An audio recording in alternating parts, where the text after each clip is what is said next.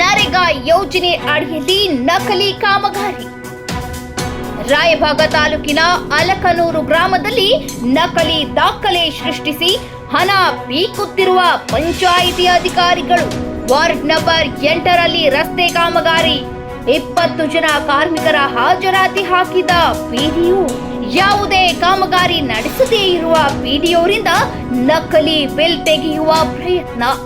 ಮಾಧ್ಯಮದವರು ಕರೆ ಮಾಡಿದ್ರು, ಫೋನ್ ಪಿಕ್ ಮಾಡದ ಅಧಿಕಾರಿ. ಬೆಳಗಾವಿ ಜಿಲ್ಲೆಯ ರಾಯಭಾಗ ತಾಲೂಕಿನ ಅಲಕನೂರು ಗ್ರಾಮದಲ್ಲಿ ಈ ಘಟನೆ